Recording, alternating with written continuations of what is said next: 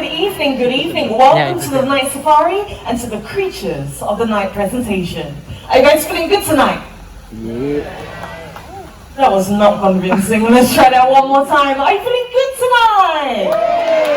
Much better. All right. Now, before we start the show, I have a few very important messages to share with every single one of you. So first up, I'm sure you can see we have 3 staircases. We have staircase number 1, we have staircase number 2, and we have staircase number 3. Now once the show starts, please do not move up or down the 3 staircases, because guess what? Animals will be coming out from all over this amphitheater. That's right, so please remain seated for the duration of the show. Now next up, as I'm sure you are aware, this is the night safari, so many of the animals that will be coming out to join us are nocturnal. So sudden flashes and bright lights from your cameras may scare them, may startle them, and may disturb them during the show. This is a very important message, and we seek everyone's cooperation to please ensure that all your flashes are switched off. Can we do that? Thank you so much, you guys are fantastic. And tell you what, since this is a very important message, I want to try and get it across to as many people as possible. And the way that I'm going to do that is by translating this message into a few different languages. Now, please bear with me because I'm not very good, okay? So let's see, we're going to start off with our Tamil-speaking friends. So any Tamil-speaking friends here tonight? Put your hands up if you're in the crowd. Over here, one lovely family. Okay, tell you what, this is for you guys. Malay Varakam, Daiva Seda Puge Padam, Yedakam Polada, Flash Payan Padata. Dirga. Mikanandri. Next up, do we have any Malay speaking guests? Malay speaking guests. Selamat malam. Selamat malam. Anyone else? Selamat malam. Off the top there. Okay. Tolong jangan menggunakan flash camera anda. Terima kasih. And last but not least, do we have any Mandarin speaking guests here tonight? Mandarin speaking guests, Wan Shang Hao. Wan Shang Hao, Wan Shang Hao. 请不要用声关灯，好不好？谢谢你们。Now it's hard to imagine, I took a lot of time, a lot of effort to learn all of these translations. Thank you very much. Thank you, you guys are too kind. But do you know what? Once the show starts, you will still see flashes. So what I need you to do is, if you see anyone using the flash from their camera, just try and get their attention, brief to them, and tell them, sir, ma'am, please switch off the flash on your camera. Can we do that for the welfare of the animals? Thank you so much. Now with all of that being said and all of that out of the way, I have one final question. Are you ready for the show? Yeah. Not going to start the show like that. Let's try this one more time. Are you ready for the show? Alright then, in that case, ladies and gentlemen, boys and girls, the creatures of the night will be on the prowl.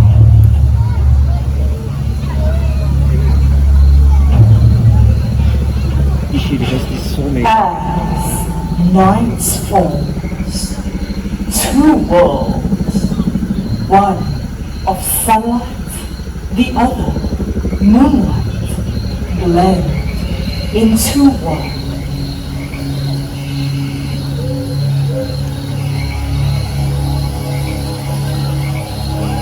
Animals like the white raccoon search for the last bits of food before heading home for the night. Digging with dexterous paws, he searches for his favorites: insects, worms, snails, and eggs.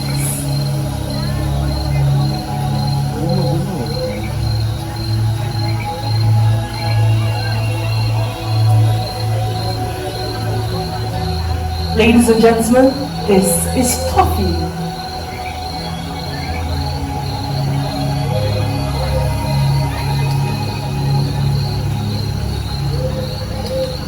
Once satisfied, he will return to his home in the trees and settle in for the night. But not before using his very powerful sense of smell to have a quick look around in the grassy areas. Now, raccoons, like Toffee, do not have a fantastic sense of sight, but they do have a fantastic sense of smell, as well as a very sensitive sense of touch. Now, this sense of touch helps them to make sense of the world around them. And they use this sense of touch to feel things and figure out what it is that they are holding on to. Now, right now, he is digging around in that grass, looking for something rather tasty to eat, very much like he would do in the wild, looking for things like snails and worms. Here comes Mr. Amirul to guide Toffee back home.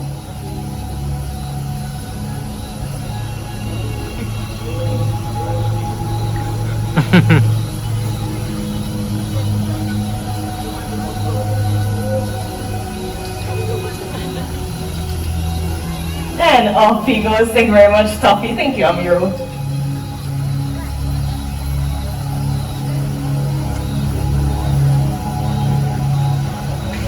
As daytime animals settle down to sleep, the forest comes to life.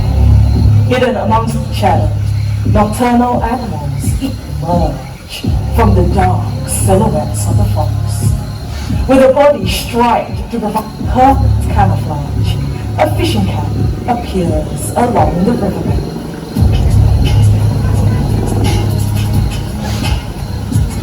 These cats love to swim and dive underwater, and they wear a layer of short hair so dense that water cannot get through it. It is this layer that will keep them warm and dry, even in chilly waters.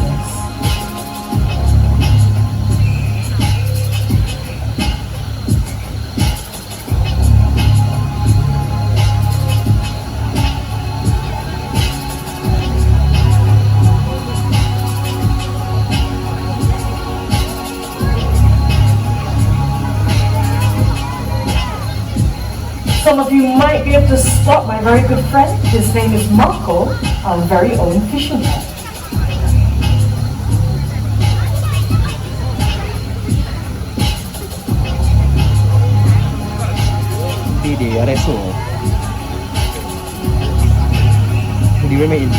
Looks like Marco will not be joining us tonight, but that's okay because we have a fantastic show planned.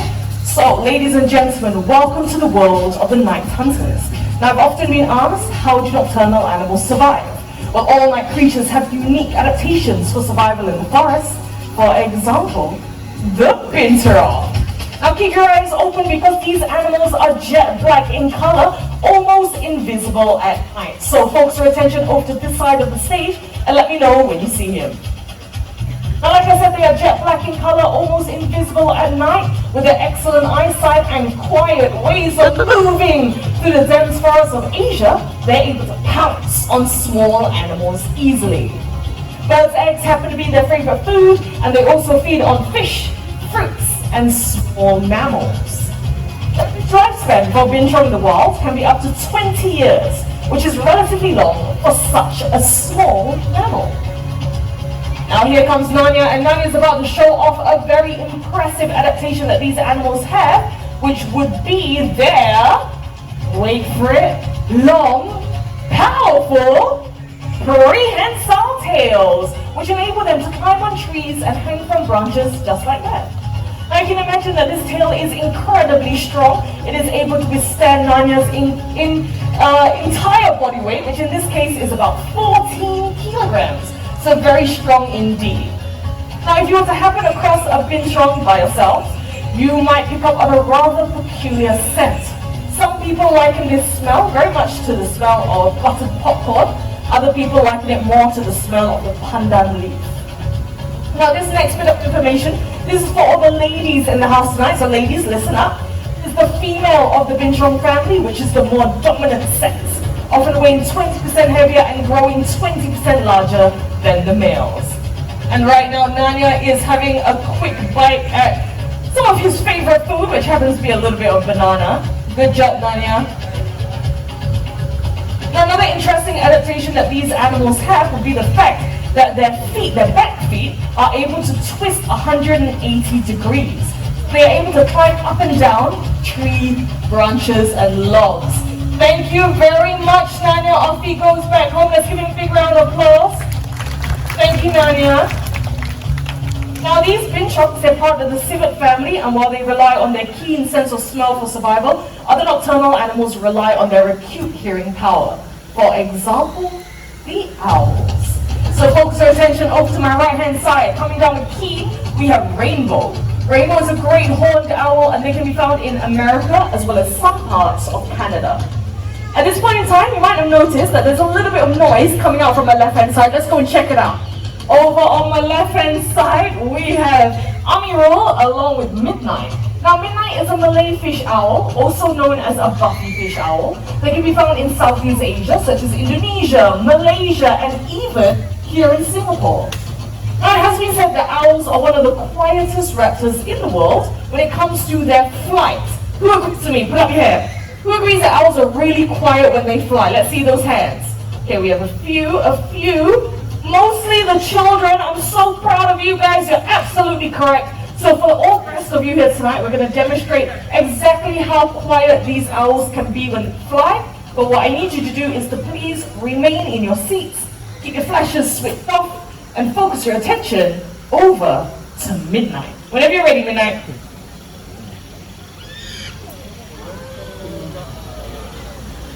There you go. Now, apart from the screeching, you would not have heard anything else. They have very soft feathers, and this gives them the name the silent hunters of the night. Now, the reason why they need to be so quiet when they fly is because in the wild, can anyone shout out and tell me, what do owls hunt for? What do they eat?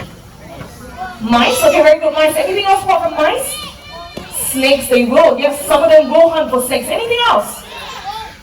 Rodents, very good. That is the word I was looking for. Now, while owls, they will feed on other things like snakes and fish, like the Malay fish owl, the majority of what these owls eat would be rodents, and rodents will consist of things like rats and mice. Now, rodents have a very acute sense of hearing, meaning they can hear things really well. So in order for these owls to fly down and catch their prey, they need to be really quiet when doing so. Now, another very interesting fact about owls, which is pretty much common knowledge, is that they are able to rotate their heads quite a bit, right? But can anyone shout out and tell me once again, how many degrees do you think an owl can rotate their head? 360, okay, not 360s, anything else?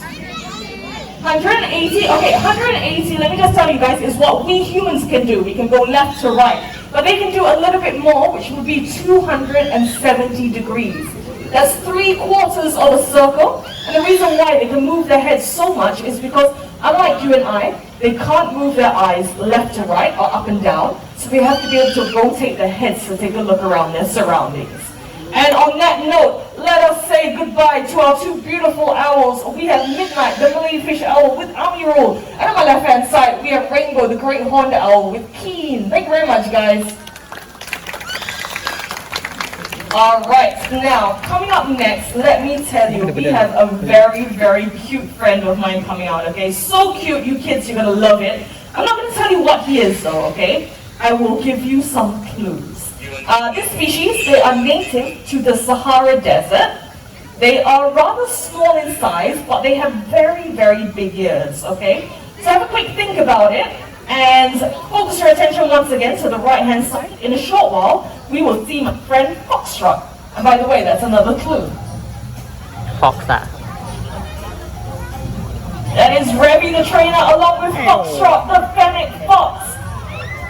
Now these animals, they are native to the Sahara Desert. They're very good at jumping, not only vertically, but also horizontally. They're able to leap up into the air as well as leap forward 1 to 1.2 meters in length. Apart from that, they have very sharp and curved claws. This enables them to dig around in the Sahara Desert sand, looking for things like insects, small mammals, and even arachnids like scorpions.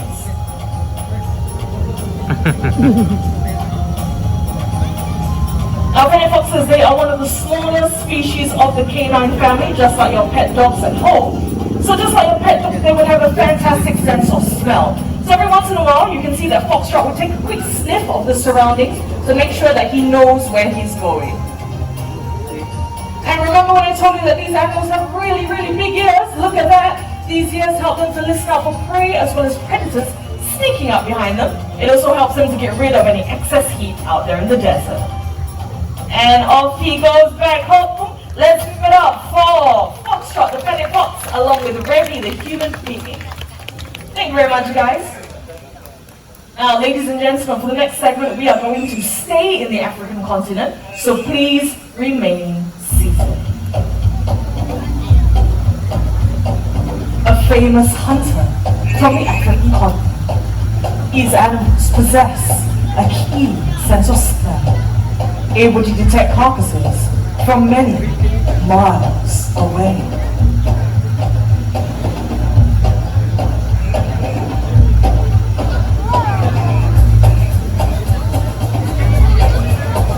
The largest of the hyena species, this is the spotted hyena. They have powerful jaws able to crush bones, including bones of elephants.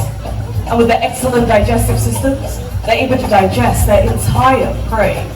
This includes the skin, teeth, horn, bones, and even the hooves.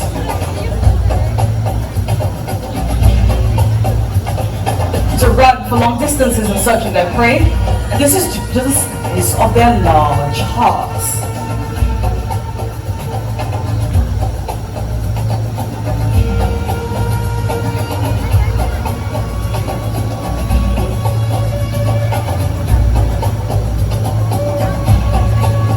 They live in large groups called clans with a single female as the leader.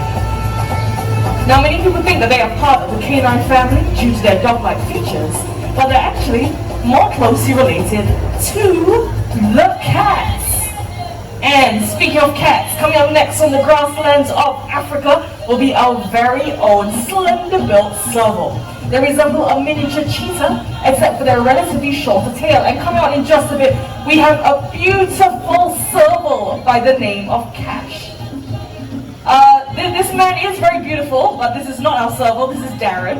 And the short while, once Cash is out here, take a look at the spots and stripes on her body. They differ from Serval to Serval, much like humans and our fingerprints. They have an excellent sense of hearing, and this enables them to locate prey hidden amongst tall grass as well as underground. And there she is. Isn't she absolutely gorgeous?